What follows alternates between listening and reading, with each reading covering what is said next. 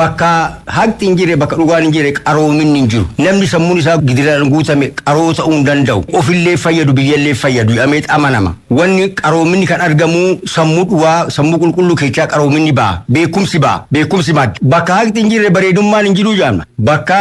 haqti injiraanne jagnummaan injiru jaan namni kan ofitti amantummaa qabaatu kan jagna ta'ee waan tokkotti xiyyeeffatee hojjetu kanii kaayoo dhaabbateefillee of kennuu danda'u sammuu qulqulluu fi bakka haqti jirtu ofitti amantummaan jirama jedhamana bakka haqti jirtu tokkummaan jira jedhamana kanaafuu tokkummaa kan arbisu maal wal amantii dhabuu wal sobuu wal shakkuu sammuun dharaan guutame dhugaa sin argu rakkina sin argu fala sin argu kanaaf bakka haqti injire bakka dhugaan injire qaroomin injiru namni sammuun isaa gidiraan guutame qaroo ta'uu hin danda'u.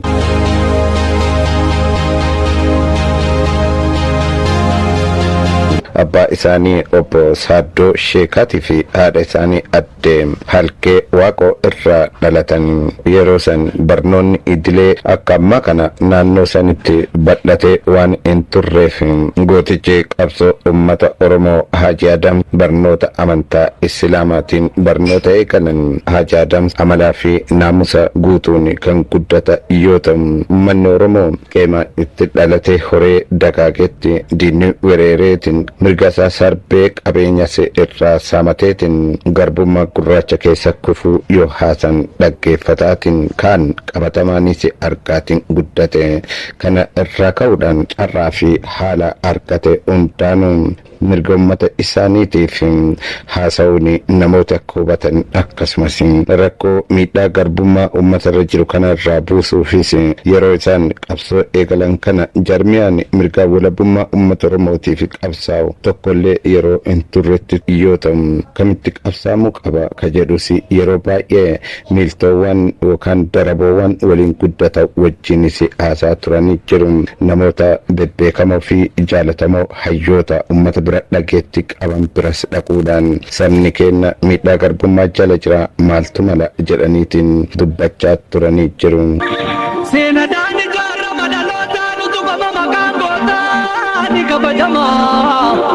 gootichi ummata Oromoo Haaji Adam Saaddoo oduma qabsoo Oromoo irra jiran yeroo weerartoonni biyya Xaaliyaanii duraanii Itoophiyaa weerartee turtes weerartoota kanas fuulletti afoo dhaabachuudhaan mormaa turanii jiru. haa ta'u malee wanti nama ajaa'ibu yeroo Haile Sillaaseen nugusa Itoophiyaa ofiin jedhu weerartoota biyya Xaaliyaanii duraanii baqateetiin biyya Ingilizii ture namoota hidhannoo qabanii fi beekumsa qaban gurmeessuudhaan achuma naannaa dhaloota isaanii aanaa Gobbaatii fi Sinaana haga Baalee gammoojjii gadiititti qabsaa akka turan kitaaba seenaa hin dagatamne jedhu irraa hubachuun ni danda'ama.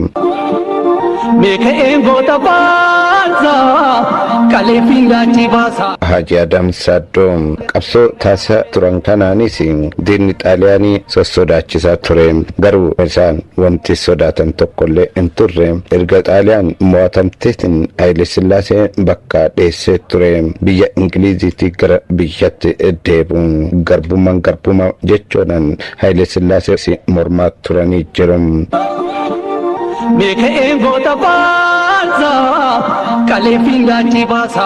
akkuma Oromoon mammaaksa isaa keessatti sibiilli abbaan qare abbaa qale jedhu Haaji Adam Saaddoo fa'a diinni Xaaliyaanii akka biyya badanii fi qabsoo taasisaa turaniin biyya bilisoomsanii Haile Sillaasee biyyatti deebisan gooticha diina afoo dhaabatee falmaa ture kana isaanittis waan qabsaa'eef Haile Sillaasee addeebeetiin Haaji Adam Saaddoo fi miiltowwan isaanii sodaachisuu fi hidhuu fi dararutti kaanii gooticha bilisummaa biyyaatii fi bakka mootummaan hin jirretti ofii isaaniiti namoota akka isaanii gurmeessanii qabsaa turan kanatti aggaamuun sirrii akka hin taane ummanni badhaanis mormaa ture jira. ta'us caasaan Haile Sillaaseen xiyyeeffannaa guddaa irratti taasisaa ture jira. yeroo kanatti waldaan wal gargaarsa Maccaaf Tuulamaa hundeeffamee ture. isaanis namoota gurguddoo waldaa macaaftuu lama hundeessan kan akka koloneel Alamuu Qixxeessaa, jeneraal Taaddasee Birruu, Maammoo Mazammirii fi kan kana fakkaatan fa'aan walitti dhufeenya dhoksaatti taasisuudhaan miseensa waldaa kanaas ta'uudhaan waldaa kana godina Baaleettitti hundeessuudhaan qabsaa turan. Waaqnu lagi abaarsa ijibbaata naraarsa gadee seenaa tureessa meekeen goota faarsa. Dhaggeeffatu kenna gootichi qabsoo ummata Oromoo hojiilee qabsoo ummata Oromoo hojjechaa turan keessatti aggaammii garagaraatitu irratti raawwatame ta'us icciitii fi ejjannoon ummata isaaniitii qabsoo gonkumaa kan duubatti hin deebine ture. Kanaaf akka fakkeenyaatti waa'ee wanti garaa nu baate garatti nu deebite maal akka ta'e ilma isaanii obbo Muusaa Hajaadam Saaddoo nu ibsanii turan. Bara 1958 keessa sochii kan Baalee keessatti adeemsifamuu fi kan Shawaa kanatti adeemsifamu wal quunnamsiisuudhaaf yaalii isaan godhanii poolisa warra mootummaa ittisanii harka bu'anii waraqaa liqimsanii waan garaan nu baate garaan nu deebitee jedhanii waan san ilaa dhabanii hajii eegasanii Finfinnee irraa hidhaadhaan gad deebisanii eegasaan hidhaniitiin jedhanii namoonni baay'een walitti qabameetiin hidhamanii. Waaqnu lagi abaarsa ijibbaata naraarsa gadee seenaa tureessa meekeen goota faarsa. Gootichi qabsoo ummata Oromoo kana hojiin qabsoo ummata Oromoo isaan ijoollummaa irraa kaasanii qabsaa turan waa hedduutu jira. Kana keessa ilmi isaanii obbo Muusaa Hajaadam Saaddoo yeroo haasofsiifne turre tokko nutti himanii turan. Sodaatan ajiin rabbii malee nama tokko sodaatan hin beekan. Waan kan taate Haile Sillaasee sila Itoophiyaa jettu tana rabbi irraa fuudhee ana bulcha jetta gaafa sangalmiin Baalee keessa jirti ani ilaalte. Gooticha mirgaa fi bilisummaa ummata Oromootiif bu'aa bahii hedduu keessatti hojiilee gurguddoo hojjechaa turan Hajaadam Saaddoo mootummaan Haile Sillaasees hidhaniis sodaachisanis gonkumaa sodaaf hidhaa fi qabsoo ummata Oromoo irraa duubatti hin deeban ture. Kanaafuu nama beekaa fi janna kana ofitti qabuu qabna jedhaniitiin Haile Sillaasee fi caasaan isaa karoora tokko baasanii egaa karoorri bahees sirna wayii qopheessineeti achirratti gonfoo kenninaaf kan jedhu gonfoon kunis giraazmaachi ka jedhudha. Gonfoo giraazmaachi isin jettan kana irra haajummaa fedhii kiyyaan argadhe tana naa wayya jechuudhaan sirna gonfoo sila isaanii kennuuf qopheessan irratti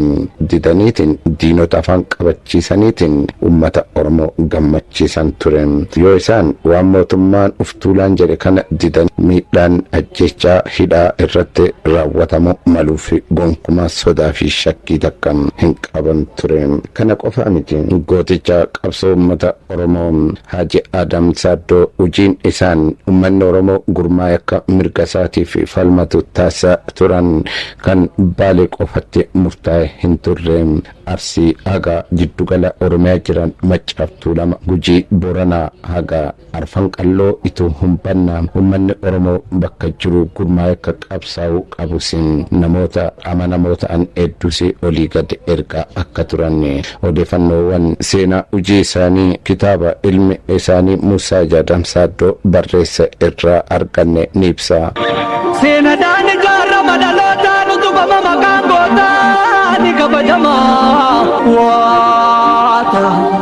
Dhaggeeffatoo keenya dhalachuun eega hin oolleetiin darbuu seera uumamaatiin isaanis akka lakkoofsa Itoophiyaatti bara 1887 dhalataniitiin bara 1981 waggaa 94ffaa isaanitti addunyaa kanarra du'an darban. Isaan darbanis wixineen qabsoo uummata Oromoo isaan eegalan har'a sadarkaa guddaa irra geettee jirti.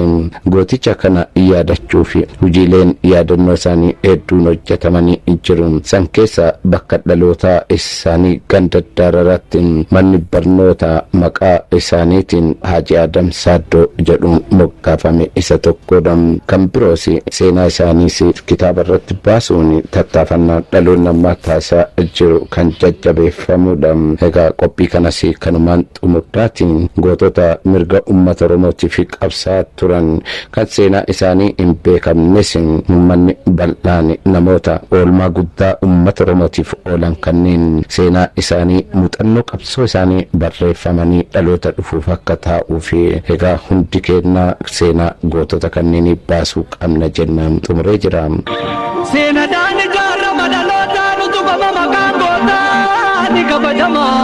Oromoon hoytuma murtii tumattu waan biraa dura nagaa lallabde sa'a nagaa lallabde namaa nagaa lallabde malkaa nagaa lallabde maddaa nagaa lallabde karaa nagaa lallabde gabaa nagaa lallabde bultii nagaa lallabde ooltii nagaa lallabde wanni isiin hin lallabiniif hin jirtu waan uumame muluufuu nagaa lallabde nagaatu duraana nagaha jechuun utubaa biyyaati yoo nageenni hin jiraatin homaan jiran ilma qaba jechuun nagaa irratti jira ilma san hin guddifadha jechuun nagaa irratti jira ilma san hin barsiifadha jechuun nagaa irratti jira yoo nageenni hin jiraatin hin jiru hin horadhaan hin jiru hin qotadhaan hin jiru hin bocadhaan hin jiru ilma barsiifadhaan hin jiru nageenni yoo hin jiraatin guddinni hin jiru misoomni hin jiru nagaa kenna wanni eeggannuuf jiru teennaaf eeggan nagaha namaa hayyuu jirutu eega wayyuu jirutu eega abbaa amantiitu eega abbaa gadaatu eega abbaa bokkuutu eega qeerrotu eega qeerrittitu eega haadha siinqeetu eega akkanatti eegama nageenni kalee